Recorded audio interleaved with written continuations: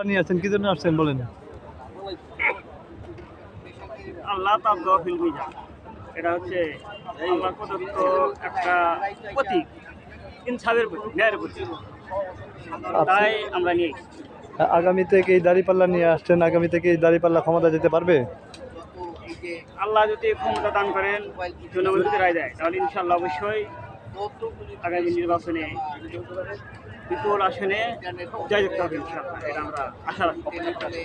আপনি যদি জামাত ইসলাম ক্ষমতায় আসে তাহলে কি চাঁদাবাজ মুক্ত করতে পারবে দেশ?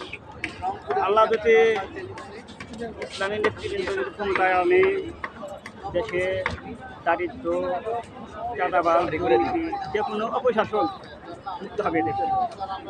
এই দাঁড়িপাল্লা দিয়ে মানুষদেরকে দেখালেন, আগামীতে এই দাঁড়িপাল্লা নিয়ে এলাকাতে যাবেন? ইনশাল্লাহ। আপনার এলাকা কোথায়? আমাদের এলাকা হচ্ছে এনায়েতপুর, সিরাজগঞ্জ। সিরাজগঞ্জ থেকে আসছেন। সিরাজগঞ্জে জামাত ইসলামীরা কেমন বলেন, আপনি বলেন। জামাত ইসলামীর সিরাজগঞ্জে কীরকম সমাগম আছে, সমর্থক আছে? ইনশাল্লাহ সিরাজগঞ্জ বেলকুচি থানা আমাদের আলী আলমের মোটামুটি জনসমর্থ আছে। আল্লাহ যদি বরাদ্দ এবং জনগণ যদি আলী আলমের যদি ভোট দেয়, ইনশাল্লাহ আমাদের বেলকুচি থানায় আলী আলম জয়যুক্ত হবে ইনশাল্লাহ। আচ্ছা, জামাত করার কারণটা কি? জামাত করার কারণ এটা হচ্ছে, এক নম্বরে দল, ইসলামিক দল হলো জামাত ইসলাম। তাই মনে করেন যে জামাত ইসলাম করি। জামাত করলে কি মানুষকে কি বলবেন, জামাত কি জন্য করবে মানুষ? জামাত মনে করেন যে একটা ইনসাফ প্রতিষ্ঠিত দল। তারা মনে করেন যে আমরা আসছি নিজ খরচে আসছি, বুঝছেন। আমাদের থেকে দলের থেকে কোনো টাকা পয়সা দেয় নাই। আমরা দল ভালোবাসি, জামাত ইসলাম ভালোবাসি, তাই আমরা নিজের টাকা খরচ করে আসছি।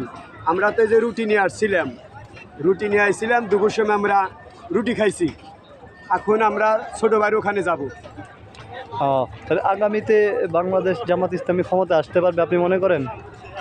এখন জনগণ যদি ভোট দেয়, যে আমরা বিএনপি দেখছি, আওয়ামী লীগ দেখছি, জাতীয় পার্টি দেখছি, এবার যদি জনগণ যদি জামাত ইসলামের যদি ভোট দেয়, ইনশাল্লাহ আমরা আশা রাখি জামাত ইসলাম ক্ষমতায় যাবে। কিন্তু জনগণের মধ্যে আমরা মোটামুটি সাড়া পাচ্ছি যে আমরা এবার জামাত ইসলামেই ভোট দেব।